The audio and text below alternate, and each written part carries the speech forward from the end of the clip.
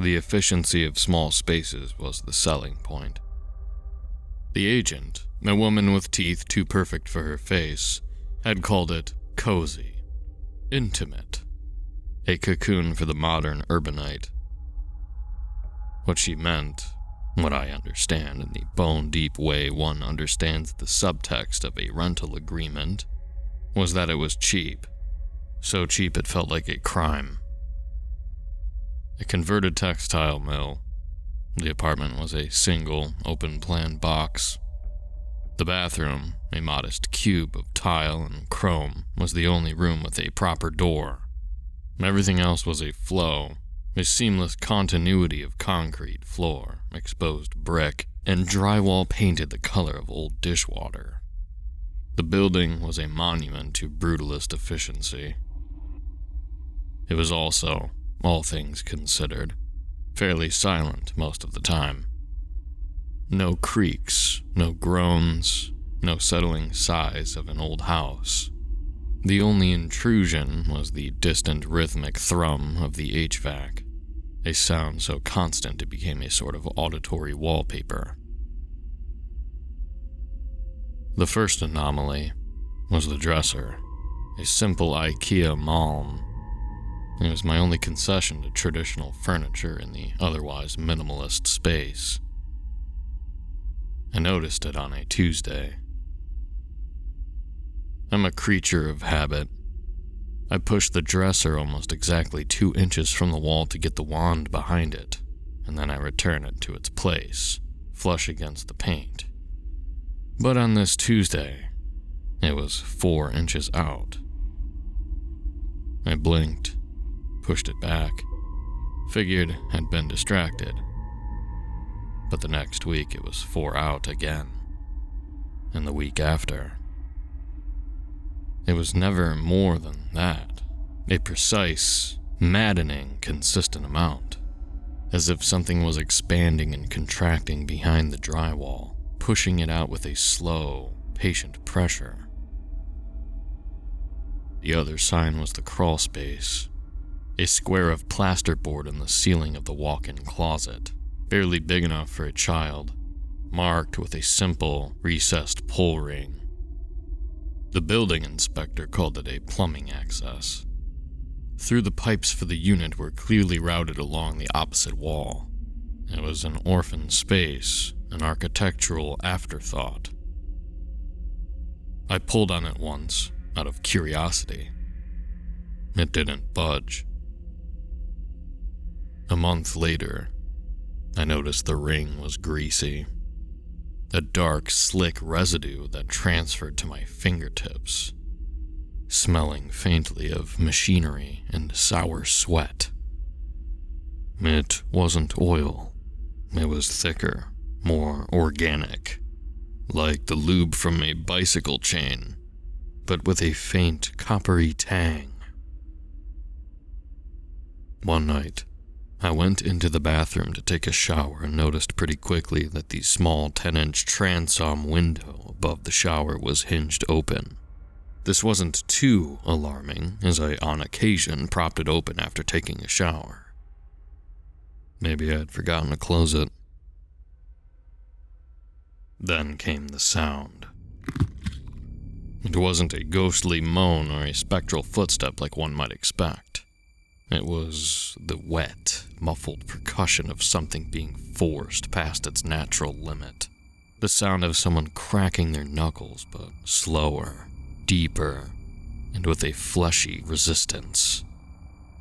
I'd hear it in the dead of the night, a soft pop from the direction of the ceiling, or I'd catch it while watching a movie.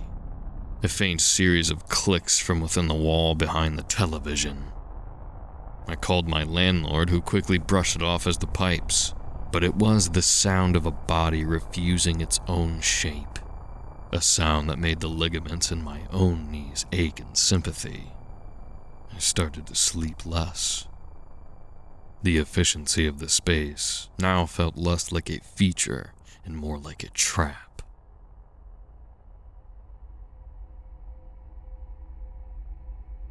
The bruises appeared on my right forearm and both shins.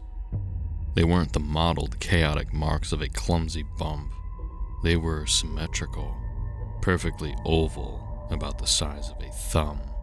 A deep, sickly purple that faded to a bilious yellow.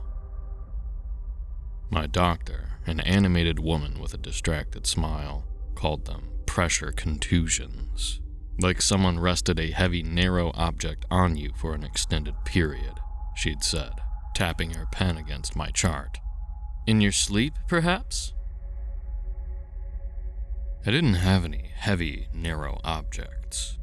I had a bed, a duvet, and the suffocating proximity of the walls. The bruises were the shape of pressure points, the precise spots a hand or feet might rest to anchor a body while it leaned over a sleeping body in the dark. The realization was so repulsive, it felt like a physical blow. I was being handled in my sleep. I started sleeping with a knife next to me. I started leaving markers, a single strand of hair laid carefully across the seam of the crawlspace door, a dime balanced on its edge against the baseboard of the living room wall. The hair would be gone, the dime inevitably on the floor. The evidence was microscopic, deniable. A draft, a vibration, anything but the logical, screaming conclusion that was beginning to form in the back of my mind. My paranoia became a religion. I cleaned obsessively, not for hygiene, but for intelligence. I was dusting the radiator, a hulking cast iron relic from the building's factory days, when my fingers brushed against something tucked behind it. Not a dust bunny, not a dead insect. A piece of paper. My hands shook as I worked it free. It was a photograph, low resolution and muddy, printed on heavy cardstock. But I swear, it was me. It was just blurry enough to be deniable, but I wouldn't believe anything else. Through the dark fuzz, I could just barely see myself asleep in my bed. The angle was high, looking down from above my bed. I tilted my head back, tracing the line of sight with my own eyes. It came from the ventilation grate, an 8x10-inch metal grill set flush with the ceiling. Its slats too narrow to even fit a hand through, and the picture was a clear shot, as though the person somehow removed the grill. I called the police. They arrived 5 minutes later. "I'm not doubting you," said the officer. He was young, with a patient, practiced calm that was more infuriating than disbelief.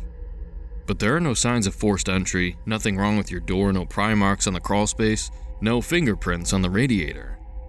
Because he doesn't use a door, the words tasting like bile in my throat.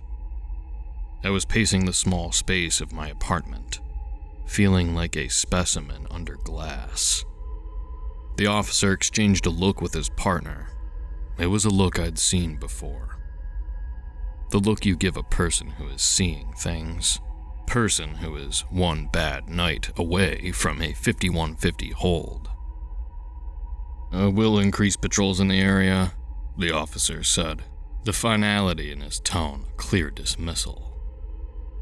After they left, I locked the door. I pushed a chair under the handle, a token barrier against an enemy who didn't believe in doors, as a small comfort. I sat on my bed and stared at the ceiling. I wanted to call my family. I wanted to leave. But given some issues I don't want to mention, I don't have that option. A few nights later, I was half drunk on cheap whiskey, the bottle sweating on my nightstand. I was listening. The building was so quiet tonight. The HVAC, the background noise that had become my anchor, was silent. I listened for the clicking, for the wet, muffled pops. There was nothing. The silence was worse. It was the silence of something holding its breath. I had to get out, just for a few minutes. I pulled on my shoes, the movement feeling clumsy and loud in the stillness. I turned off the lights. The building hallway was a tomb of concrete and echoing footsteps. The heavy steel door of the building groaned shut behind me. And I felt a pang of something that was almost relief. The night air was cool on my face. I just needed to walk around the block, to feel open space. I was gone for 10 minutes, 15 tops. As I started walking back, I began feeling a dreadful pit form in my stomach. For what reason other than maybe supernatural premonition, I didn't know. But my heart started pounding a frantic, arrhythmic beat against my ribs as I approached the door. I turned the lock. The door swung open in the dark. The apartment was just as I'd left it. Almost. The light in the kitchen was on, a single bare bulb over the sink, casting a jaundiced, sterile glow. I never left that light on. My breath hitched in my throat. I was frozen in the doorway, my hand still on the knob. The apartment was silent, but it wasn't the empty silence of before. This was a heavy, anticipating silence. The silence of a predator lying in wait. My eyes darted around the room. Everything was in its right place. The bed was unmade, just as I'd left it. The dresser was flush against the wall, but the kitchen light was on. I took a step inside, my sneakers squeaking on the concrete floor. I needed a weapon. I needed to get to the kitchen. My kitchen knife block was on the counter, right next to the sink. I crept forward, each step a deliberate, nerve-wracking calculation. I could see the knife block now, the chef's knife, its dark wooden handle a beacon of hope. I was almost there. My eyes scanned the room, looking for anything out of place. And that's when I saw it. The kick plate under the kitchen cabinets. The thin strip of wood that covered the space between the bottom of the cabinets and the floor. There were scuff marks leading into the darkness. It was ajar, not by much, just a sliver. A 4-inch gap of darkness that hadn't been there when I left. I stopped dead. My blood ran cold. I couldn't breathe. My eyes were locked on that gap, that impossible, narrow gap. A space too small for anything bigger than a small animal, let alone a grown man. I held my breath. I listened. And then I saw it. A hand. The skin was pale, almost translucent, stretched taut over delicate bones. It had unnaturally long, spidery fingers, each one tipped with a grime-encrusted nail. It moved with a strange, twitchy deliberateness, akin to a bastardized claymation figure. It slid out from the gap, its palm flat against the floor. Then another hand joined.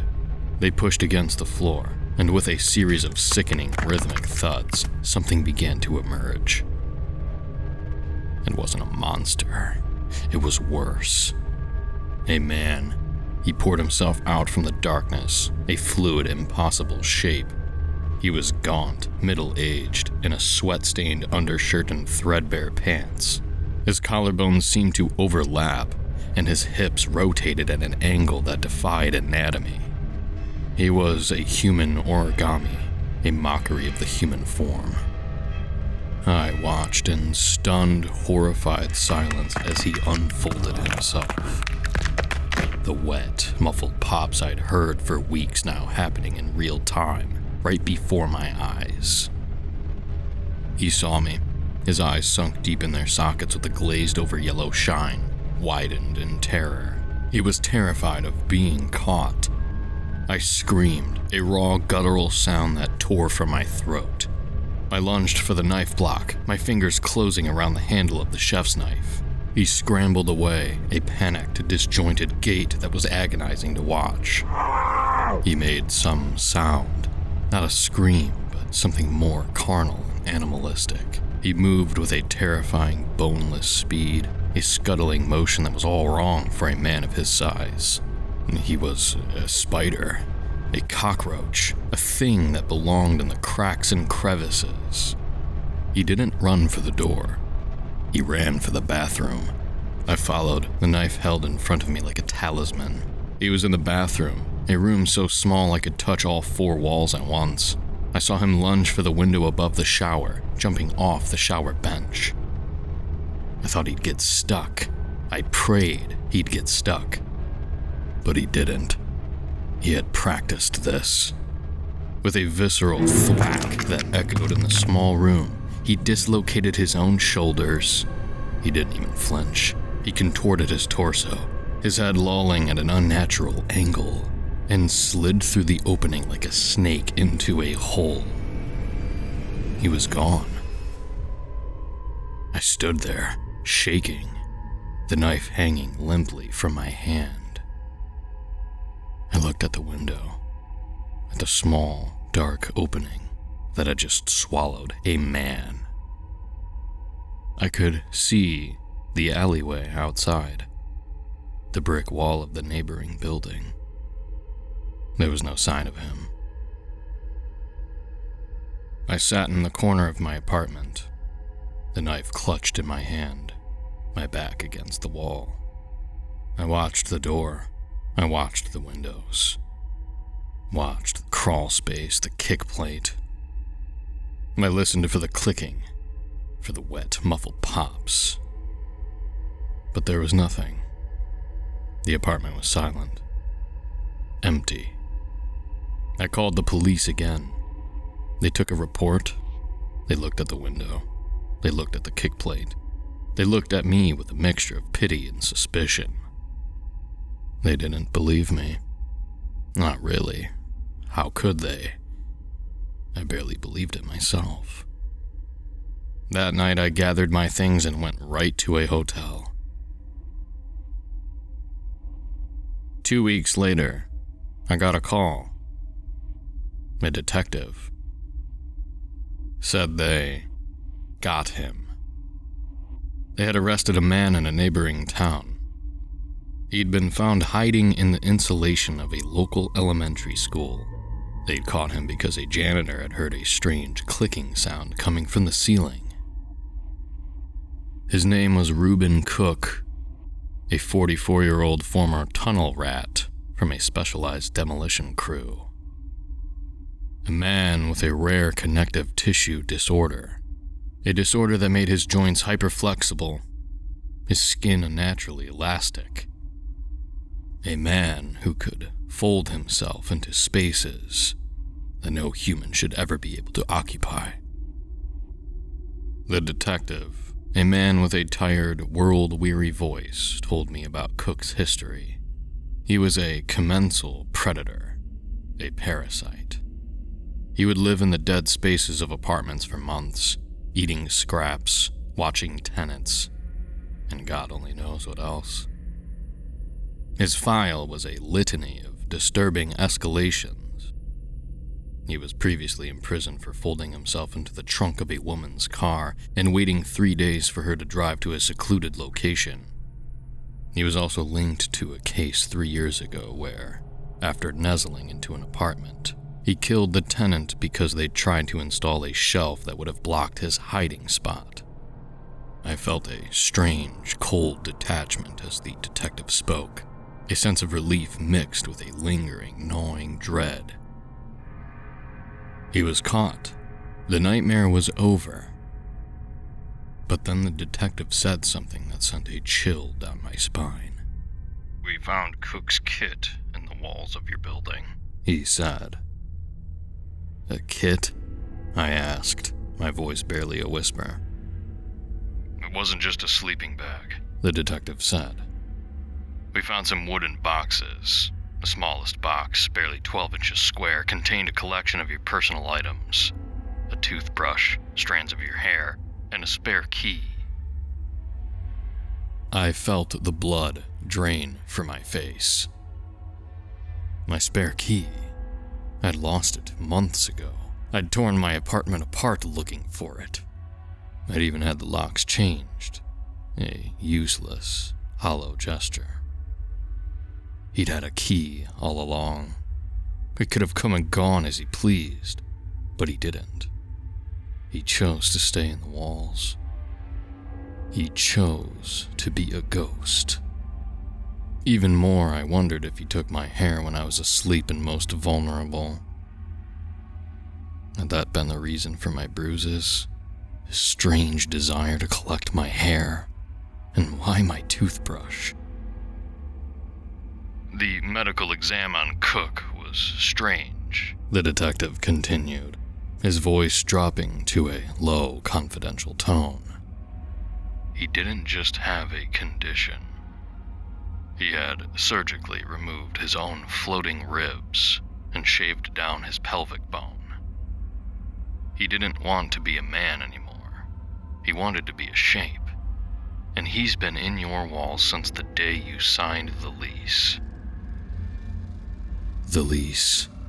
The cheap, too good to be true lease. The one I signed in a hurry. The one I didn't read as carefully as I should have. The one that had bound me to this space, this prison, for a year. A year of being watched. A year of being a specimen in a cage I didn't even know I was in. I hung up the phone without saying goodbye. I couldn't breathe. The hotel room, with its generic art and beige carpet, felt like it was closing in on me. I'm in a new house now. Though small, it had a wide-open floor plan with no crawl spaces, no attic, no basement. Just space. Empty, blessed space. I have a security system. I have a puppy. I have a therapist. I have everything a person is supposed to have to feel safe. But I fear it's not enough. My friends haven't helped much. They began giving him nicknames as if it were all a joke. Flat Stanley, one joked at a dinner party, eliciting a wave of laughter. Another called him the Origami Man.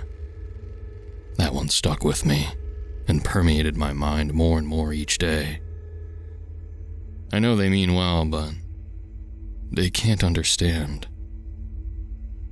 The memory is a parasite, burrowing deeper into my brain with each passing day. I can't sleep without the lights on. I can't take a shower without the bathroom door locked and 911 on speed dial. I can't be without a weapon by my side. I can't walk past a ventilation grate without feeling a phantom pressure on my skin. I feel an itch on my scalp. A ghostly sensation of a lock of hair being pulled. I can still smell the sour, coppery tang of the grease on the crawlspace pull ring. Last night, I heard the house settle. A soft groan, a gentle creak from the ceiling. I was out of bed in an instant, my heart pounding in my chest. I grabbed a ruler from my desk and started measuring. The gap under the front door, the space between the floor and the baseboards, the clearance under the kitchen cabinets. I measured everything, my hands shaking, breath caught in my throat. The rational part of my brain knew it was just a house. But the other part of my brain, the part that had been rewired by Cook, knew better. It knew that a man doesn't need a door to enter a room. It knew that a man doesn't need lots of space to exist. It knew that the world was full of cracks and crevices, of dead spaces and forgotten corners. It knew that even if it was small, there was a chance prison bars couldn't contain an inhuman monster that could bend into any shape. And I couldn't shake the feeling that somewhere, in some forgotten corner of this new house, a man was practicing his craft, folding himself into smaller and smaller shapes, waiting. I still have nightmares. I still wake up in a cold sweat, my hands flying to my shins, my arms, checking for bruises. I still hear the clicking, the wet, muffled pops. From my blurry glances, I still see the gaunt face, the sunken yellow eyes, the unnaturally thin frame. The detective's words echo in my mind, a relentless, haunting refrain. He didn't want to be a man anymore. He wanted to be a shape. A shape that could slip through the cracks. A shape that could hide in plain sight. A shape that could be anywhere and everywhere. I'm at the kitchen table now, the morning sun streaming through the window. The ruler is still on the table. I measured them all. I wrote them down in a notebook. I'm measuring them again tonight, and tomorrow night, and the night after that. Because I know, with a certainty that curdles in my gut, that Reuben Cook had a reason to watch me and keep me alive for so long, even if I didn't know what that reason was. And I don't believe he would give up on me so easily. So every time I hear a floorboard creak, every time I feel a draft from under a door, I find myself wondering the same thing. Wondering with a cold, sickening dread just how much space a man truly needs to fit.